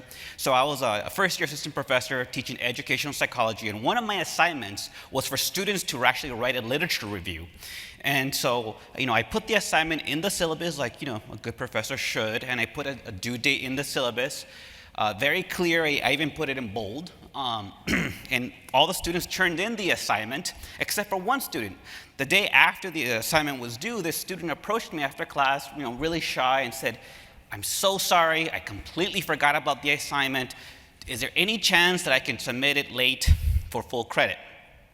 So I want you to put yourself in my position and think about what you would say. So let me hear some responses. How would you respond to that student? What? Sure? No? What? What was this? What happened? You gotta explain yourself to me first. Well, as any good assistant professor would, my response was, "I'm sorry, but as you see my policies in the syllabus, it says I don't accept late assignments." And of course, the student loved that response. No, of course not, right? The student was obviously quite upset. They said, "That's just really unfair." That was a really strange comment to me because I thought I was actually being quite fair. It was on the syllabus, right? It's pretty straightforward. And the student pointed out, "It's just unfair because things are different for me." I'm like, I have a full course load. I'm actually taking more than a full course load. I work outside of classes, and I have to take care of my mom, and I'm the primary breadwinner for my house. And it's just, I saw the assignment that was in the syllabus, but I lost track of it, and the student left, pretty upset. When I pointed out that, look, in the real world, your boss isn't going to give you an extension on deadlines. Yeah, that didn't go over so well. By the way, if you want students to really like you, you should say that more often. They love it when professors say to them, in the real world, they love that. Trust me. But the reason why I bring up this story is because, it really taught me a really valuable lesson that both as a professor, I was trying to be fair. And my student also wanted fairness. We both wanted fairness. The difference was how we were conceptualizing it. I, as an assistant professor at that time, conceptualized fairness in terms of consistency and impartiality. My student and many students also conceptualized fairness in that same way. But students, like people, they live in a dialectic, and they also conceptualize fairness in terms of wanting me to notice and acknowledge that differences exist. There are differences within our student population in how much outside work they have to do, in class load, and what we'll later on talk about as cultural capital. There are differences in their sensitivity to frustration and struggle. And so the reason why I'm telling you this story is because it really left me with a valuable lesson of how ultimately what students want from us at the very minimum is to acknowledge the differences exist. In fact, that's my main message for today. The differences exist and they matter to these students. And I'll show you one example of how we can put this message to use.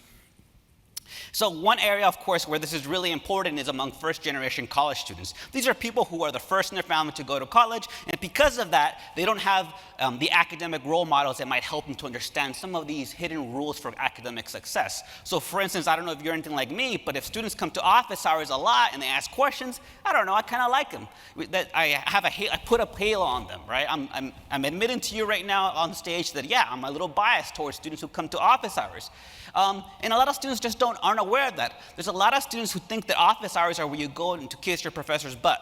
And so if you can imagine that if you think that, you're not going to necessarily go to office hours. A lot of first-gen students don't understand that there are resources on campus that are there to help you. And you going to these resources is not a sign of weakness, but rather a sign that you want to make a change.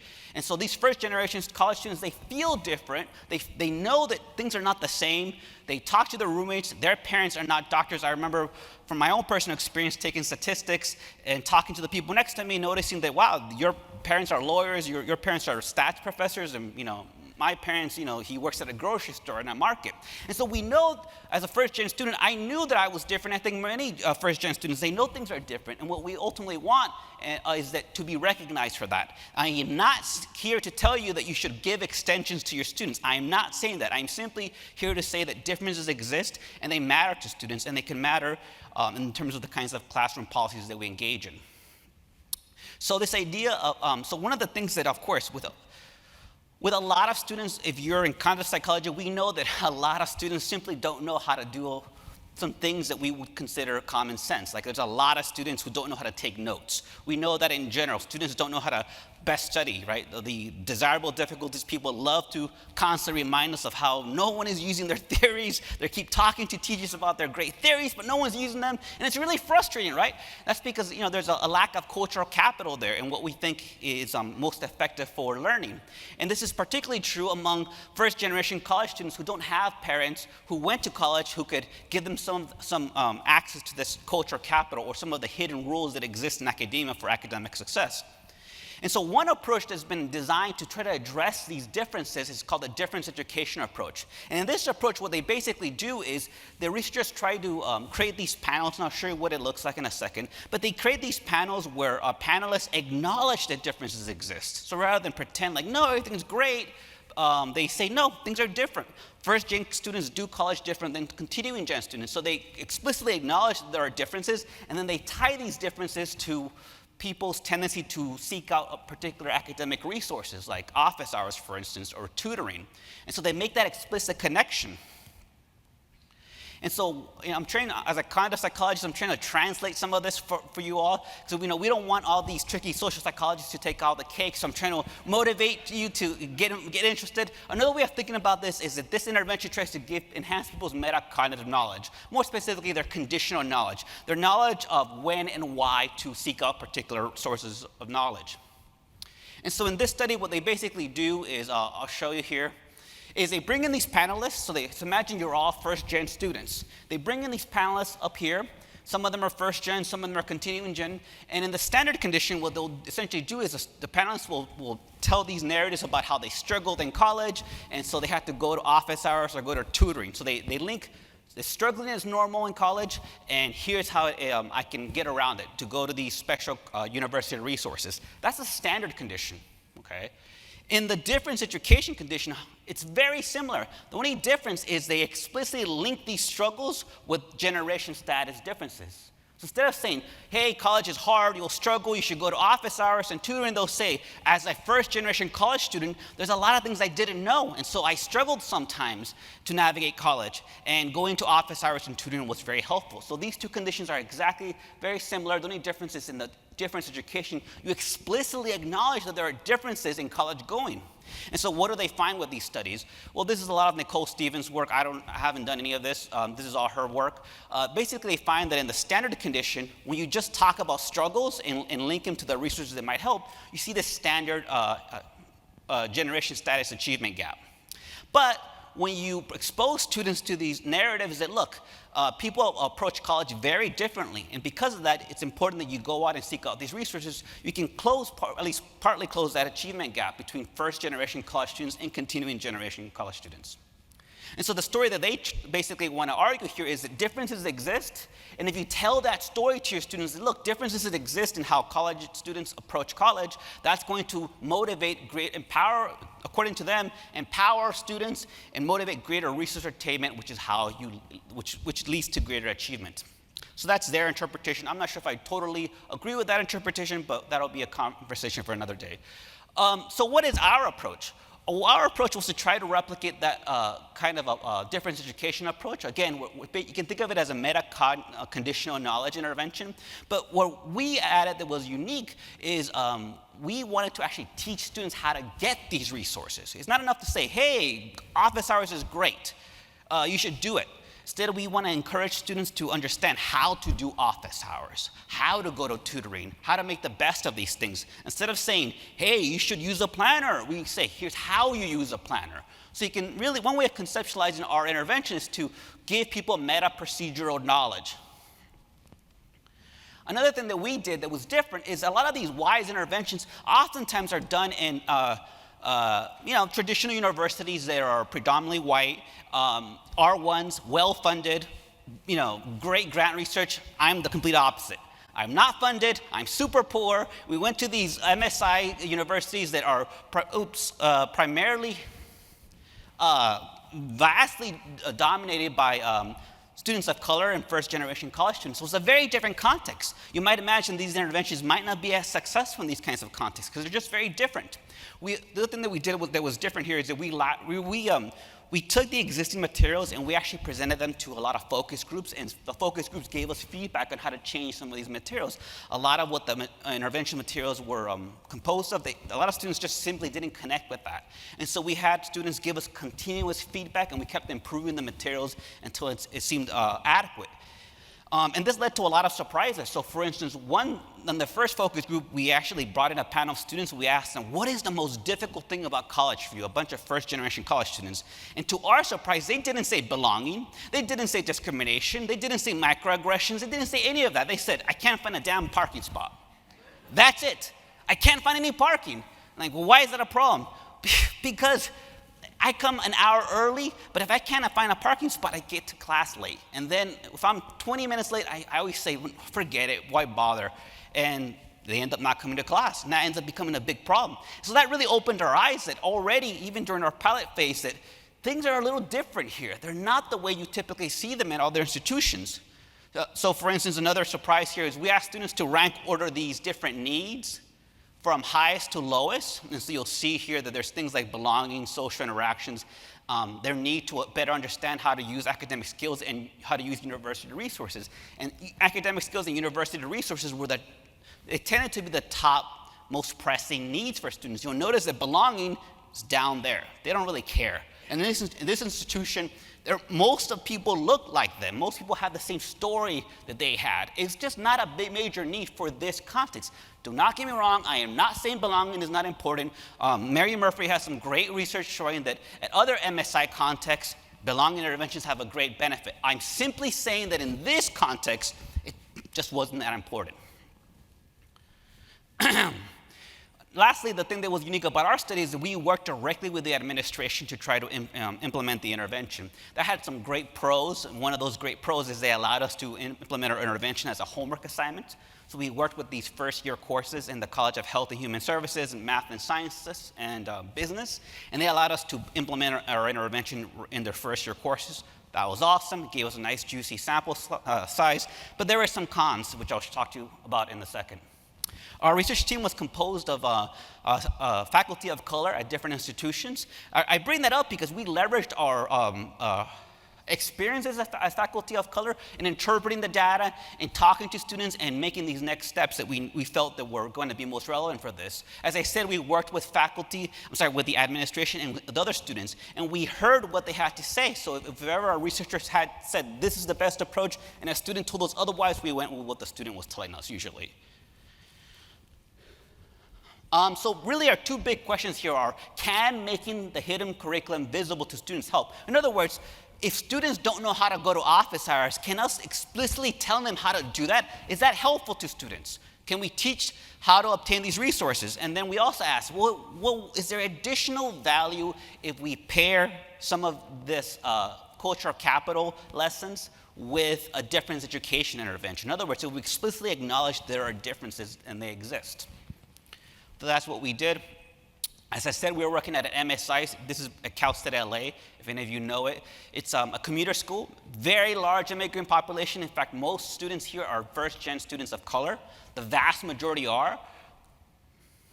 And we had three conditions. In our resource condition, this is our cultural capital condition. This is where we explicitly taught students how to get some of these resources that we identified as important, that they helped us to identify as important.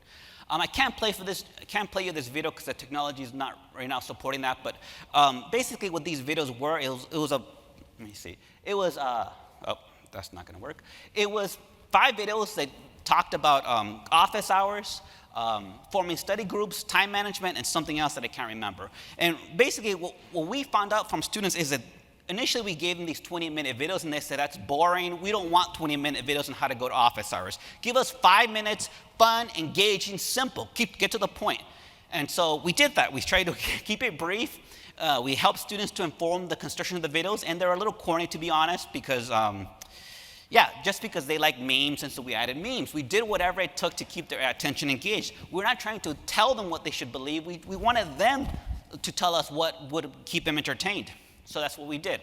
So in the research-only condition, they only got these 5 videos that explicitly taught them how to do these resources. In the stories plus research condition, we again gave them these resource videos, but we preceded that with what we call a stories video. I can't show you this, but the story video, basically it was a 10-minute video that sort of talked about narratives of how differences matter to students. So it was live interviews with students from Cal State LA where they talked about how, as a first-gen college student, I really struggled. I didn't understand where to go for help. Everybody seemed to assume that I knew this, and so they talk about how differences matters to their college education. So the idea here is that these students are acknowledging differences make a big difference. As a first-gen student, I didn't know how to go to office hours. Office hours was really important. And the idea is that by pointing that out, that when then we provide that research video, it might enhance their attention for that video. Let me just give you one example. I forgot this. One example, for instance, in our time management video, which I was going to show you here. What we try to do in these videos, just going back one slide, is we basically try to be upfront about some of the major misconceptions that people have about some of these things. Like, so in time management, the student actor was like, well, I don't need a planner. I'll just remember the important stuff, right? That's a very common misconception that students had. So we relied a lot about what we know about the cognitive science of misconceptions in informing these videos as well. And so we try to walk them through how to do that, how to use a planner. In an ideal world, we would have also had a stories-only condition, in other words, a difference education condition only, but we worked with the administration. They said, hey, is this resource videos, are they going to be helpful? When we said, yeah, we think, great, give it to everybody. So they didn't allow us to just have a story condition, so unfortunately, I don't have that. Also, in an ideal world, we would randomly assign students to one of these 3 conditions. But again, the university said, no, if you're going to work with us, we want you to give the treatment to everybody. And so the 3 colleges that we were working with, they said, we have to give this to everybody. You can randomly assign this, but we want everyone to get this. And so what we have to do here is basically collapse all the rest of the university into one group, all the first years. So these are all first-year students. These are the students who are randomly assigned to one of these 2 conditions, and all students who are not from the other colleges that were not participating in our study, they all came here. It's not great. It stinks as a control condition, but it is what it is. So here's what we did. In the first year, we, within, I think it was the first 3 weeks of the semester, we basically gave them our intervention. It was 45 minutes. I think a lot of us, in this day and age, we all want to do these quick, fast, wise interventions in 5 minutes. That's not our approach. We realize that it takes time. Mark McDaniel, for instance, he has all this great framework showing how it takes time to change some of these concepts. 45 minutes to me is just not adequate, but that's the only time we got. And so we had administered the intervention one time here at the beginning, and we followed them for these 5 terms. Our primary outcome variables here were GPA as well as our dropout rate. We operationalized dropout as not enrolling in any units. So the first piece of data I'm going to show you here is performance outcomes for dropout. So here on the y-axis, I want to orient you to that lower means that's a good thing, right? So there's a lower dropout. And so what I'm going to show you is how people performed across time for these 3 conditions. So let's start with the no treatment condition, right? This is, all the people who didn't, in the university who didn't receive our treatment. As you can see across time, dropout increases. Now the reason why I stopped the data here is because something very special happened in these 2 terms. So the COVID pandemic was announced. So, if you can imagine, we're trying to do this good science and then suddenly chaos hits. So we have to just take the hit and embrace this as an interesting naturalistic experiment to see how these interventions work during a time of instability. And to our surprise, though, it actually didn't make much of a difference. You see that the pattern, the trend continues. There wasn't a giant dropout rate. Again, this is the no treatment group. So this is business as usual. At least that's how we like to think about it. In terms of our 2 stories, our resource only versus student stories and resource, you saw that we could actually reduce the dropout rate across terms here. What you'll notice here is that the student stories plus resource, that does seem to have a little bit of an added benefit. So telling people about these resources, it seems to be most helpful here. And if you tie these resources to story differences, that also seems to help a little bit more too. But across time, it seems like the benefit of the student story seems to diminish. So basically what I'm trying to show you here is that yes, telling the story about how differences matter seems to work within the first 2 terms, but then that seems to go away after a while. And so really what's driving much of this effect is us teaching students explicitly the cultural capital. Oh, my time is up. Wow, okay. I'm going to give you the 1-minute quick end here. So yeah, it's great for GPA too. It works awesome for GPA. There's this thing here, this little bump. People were being really gracious. The professors were being gracious. But as you can see, it works great for GPA as well. So let me just wrap that up. Differences exist. It's great. You should, if you want to teach cultural capital, you should do so. Check out this framework. It's really neat for teaching capital.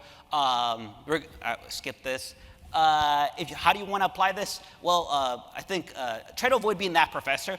That professor who makes things unnecessarily complicated. What are we doing with this? We're actually using this to revamp our entire PhD program. We've visualized our PhD program. We don't tell people, go to the handbook. We say, go to the website, and now everything's super nice and clear. We're reducing the bureaucratic hassles that Mary Murphy talked to you about. Sorry for keeping you over time.